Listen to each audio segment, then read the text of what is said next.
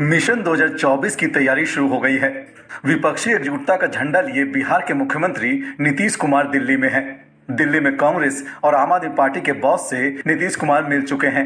मुलाकात के बाद सबके मन में एक ही सवाल उठ रहा है और वो सवाल है कि केजरीवाल को एक वक्त विपक्षी एकजुटता पसंद नहीं थी और अब अचानक उन्होंने यू टर्न ले लिया है।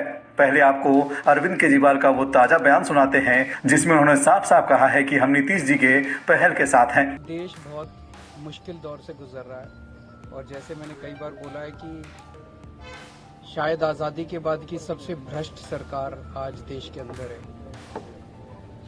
और एक आम आदमी के लिए अपने घर का खर्चा चलाना मुश्किल हो रहा है। इसलिए बहुत ज़रूरी है कि सभी विपक्ष और सारा देश एक साथ आके इकट्ठा होके और केंद्र के अंदर सरकार बदले और ऐसी सरकार आनी चाहिए जो कि इस देश को विकास दे सके और इस देश के लोगों को उनकी समस्याओं से मुक्ति दे सके। नीतीश जी ने पहल की है और सबको इकट्ठा कर रहे हैं, लोगों को इकट्ठा कर रहे हैं, विपक्ष को इकट्ठा कर रहे हैं, दलों को इकट्ठा कर रहे हैं और बहुत अच्छा वो कर रहे हैं। हम पूरी तरह से इनके साथ हैं और जिस तरह से ये सबको जोड़ रहे हैं हम उनके साथ हैं। नीतीश जी में पीएम की क्वालिटी है, ये सब एकदम पूरा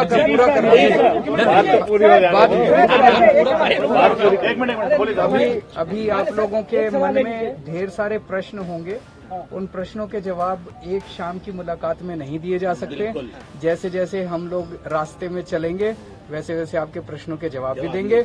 आज सारे प्रश्नों के जवाब आपको अब अरविंद केजरीवाल का वो बयान भी सुनाते हैं जिसमें उन्होंने कुछ महीने पहले ही तंज कसते हुए पूछा था कि ठेका किसने दिया। नवंबर में हुए हिंदुस्तान लीडरशिप समिट में जब केजरीवाल से नीतीश कुमार की कोशिशों को लेकर सवाल किया गया तो उन्होंने विपक्षी एकता पर सवाल उठाते हुए कहा था कि ये काम नहीं करने वाला है। उन्होंने ये भी कहा था कि बीजेपी को हराने का ठेका विपक्षी दलों ने कैसे ले लिया। क्या कुछ कहा था, चलिए आपको सुनाते हैं। ये ऑपोजिशन यूनिटी जो है ना, लोग ये नहीं चाहते, लोग उम्मीद चाहते हैं।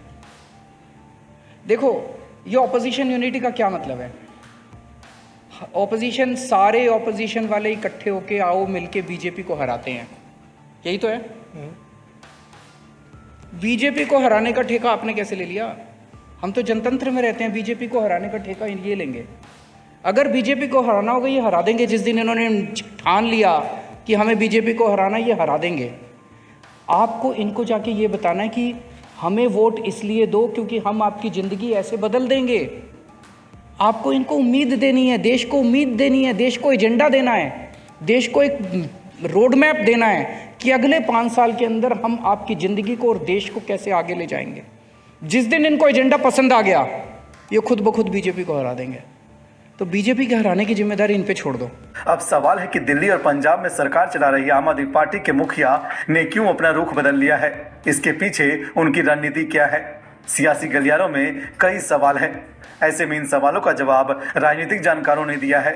उनका मानना है कि ऐसा पिछले कुछ महीनों में तेजी से बदली परिस्थितियों की वजह से हुआ है। जिस तरह उनके सबसे करीबी नेता और दिल्ली के उप मुख्यमंत्री मनीष सिसोदिया को गिरफ्तार किया गया, उसके बाद उनके लिए विपक्ष के साथ आना मजबूरी बन गया है।